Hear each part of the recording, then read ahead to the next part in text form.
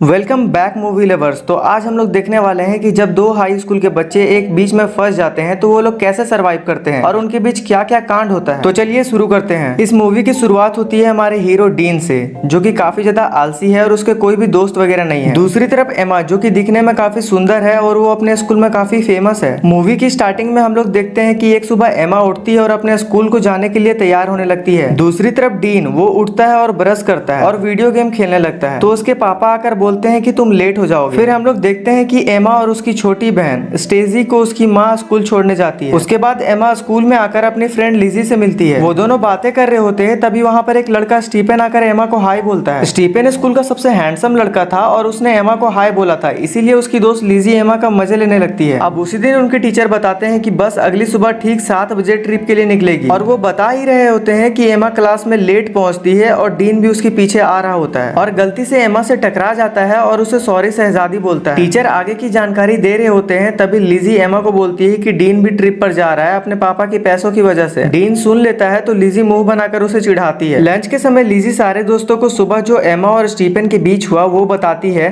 और बोलती है ट्रिप में हमारे पास 7 दिन है एमा और स्टीफन के बीच रोमांस करवाने के लिए। पर एमा कहती है कि हमें ये सब छोड़कर ट्रिप पे ध्यान देना चाहिए। तभी एमा का ध्यान डीन पर जाता है। वो स्कूल में चाकू लेकर आया था और सेब को काट कर खा रहा था। थोड़ी देर में वहाँ मिस कोलियन आकर डीन को प्रिंसिपल ऑफिस ले जाती है क्योंकि वो स्कूल में चाकू लेकर आया था। फिर लिजी सबको बोलती है कि एमा को डीन जैसे लड़कों से दूर रहना चाहिए जब स्कूल का सबसे हॉट बंदा उसे पसंद करता हो। अगले दिन एमा पैकिंग करती है और अपने मम्मी और पापा को थैंक्स कहती है उसको ट्रिप में जाने देने के लिए। दूसरी तरफ डीन ट्रिप में नहीं जा रहा होता है तो उसके पापा उसको बोलते हैं स्कूल के कितने नियमों को तोड़ने के बाद भी उन्होंने कितनी मेहनत की उसको ट्रिप में जाने देने के लिए। ये सुनकर डीन रेडी हो जाता है ट्रिप में जाने के लिए। मूवी का सीन चेंज होता है और हम लोग देखते हैं स्कूल की टीचर सबको बस में चढ़ने के लिए कहते हैं। अब बस में चढ़ते वक्त स्टीफन एमा को पूछता है कैसी हो एमा, तो लिजी एमा के फिर मजे लेने लगती है पर एमा इग्नोर कर देती है। कुछ देर ट्रैवल करने के बाद वो लोग आइलैंड पहुंच जाते हैं और टीचर वहां उनसे कहती है आज सब लोग स्विमिंग पूल में एंजॉय कर लो, कल से हम लोग घूमना शुरू करेंगे। उसके बाद एमा और उसके सारे दोस्त पूल में जाते हैं। वहाँ स्टीफन भी होता है। फिर सारे लोग मिलकर पूल में मजे करने लगते हैं, लेकिन डीन अकेला बैल्कनी से सब कुछ देख रहा होता है। रात में उसकी एक फ्रेंड लिजी और एमा को आकर बताती है कि स्टीफन ने उन लोगों को पार्टी में बुलाया है, जो कि वहीं एक लोकल शिप में है। एमा वहाँ जाने से मना करती है, लेकिन उसके दोस्त जिद करके उसको वहाँ पर ले जाते हैं। वहाँ जाने के बाद एमा देखती है स्टीफन किसी और लड़की के साथ किस कर रहा होता है। ये देखने के बाद एमा वहाँ से जाने लगती है। बगल से डीन भी सब कुछ देख रहा होता है और एमा से कहता है तुम्हारा नया बॉयफ्रेंड तो किसी और के साथ मजे कर रहा है। तब एमा डीन से कहती है तुम्हें इन सब में कोई फर्क नहीं पड़ना चाहिए। तभी वहाँ अचानक एक बोट में पुलिस आ जाती है और सारे लोग नशे वाले चीज को पानी में फेंकने लगते हैं। एमा बोट में किनारे खड़ी होती है और उसके पैर फिसलने के कारण वो पानी में गिर जाती है। डीन देख लेता है और वो भी पानी में कूद जाता है और उसे बचाकर वहाँ एक छोटी सी बोट में ले जाता है, जो कि बड़े वाली शिप से रस्सी से बंधा होता है। तो डीन उस रस्सी को काट देता है और बोलता है पुलिस के जाने के बाद हम वापस उस शिप में चले जाएंगे। लेकिन थोड़ी ही समय के अंदर बोट उनसे काफी दूर चली जाती है और वहाँ तूफान आ जाती है और सामने से एक बड़ी पानी की लहर भी। दोनों बोट को कसकर पकड़ लेते हैं। पानी बोट को बहाकर बहुत दूर ले जाती है। मूवी का सीन चेंज होता है और हमें दिखाया जाता है दोनों समुद्र के बीचों बीच होते हैं। वहाँ दोनों एक दूसरे की गलती निकाल रहे होते हैं। तभी एमा को दूर वहाँ एक आइलैंड दिखाई देता है, जिसके बाद वो लोग बोट को आइलैंड की तरफ ले जाते हैं और काफी मेहनत के बाद वहाँ पहुंच जाते हैं। वहाँ पहुंचकर एमा अपने फोन का नेटवर्क चेक करती है, लेकिन नेटवर्क नहीं आ रहा होता है। डीन को बोट में एक फ्लेयर गन मिलती है, जिसको वो अपने पास रख लेता है। वो लोग मदद की उम्मीद में आगे जाने लगते हैं। काफी समय चलने के बाद वो लोग आइलैंड की दूसरी तरफ आ जाते हैं, पर उनको वहाँ एक भी इंसान नहीं दिखता है। दूसरी तरफ रात की पार्टी की वजह से टीचर आगे का ट्रिप कैंसिल कर देते हैं। तभी लिजी बताती है कि एमा कल रात से वापस नहीं आई है और उसने नहीं बताया क्योंकि उसको लगा वो किसी और के साथ है। और वो बोलती है एमा को उसने आखिरी बार बोट में ही देखा था। टीचर सबकी अटेंडेंस लेते हैं तो पता चलता है डीन भी मिसिंग है। फिर पुलिस आती है और एमा के दोस्तों से पूछताछ करने लगती है। तभी उनकी टीचर पुलिस से कहती है कि उन दोनों को ढूंढने का कोई उपाय है। तो पुलिस ऑफिसर्स कहते हैं कि ऐसा इंसिडेंट होता रहता है, वो लोग अपने आप वापस आ जाएंगे, नहीं तो वो लोग अगर कहीं फंस गए होंगे तो मुश्किल है। ये बात जब डीन के पापा को पता चलती है तो वो स्कूल जाते हैं। वहाँ उनको एमा की माँ मिलती है। दोनों मिलकर प्रिंसिपल से पूछने लगते हैं, लेकिन प्रिंसिपल कुछ बता नहीं पाता है। तो फिर वो लोग वहाँ से चले जाते हैं। इधर जंगल में दोनों आइलैंड की दूसरी साइड से वापस बोट की तरफ आने का सोचते हैं। उसके बाद दोनों बोट की तरफ जाते हैं और जाकर देखते हैं कि उनका बोट वहाँ पर नहीं था।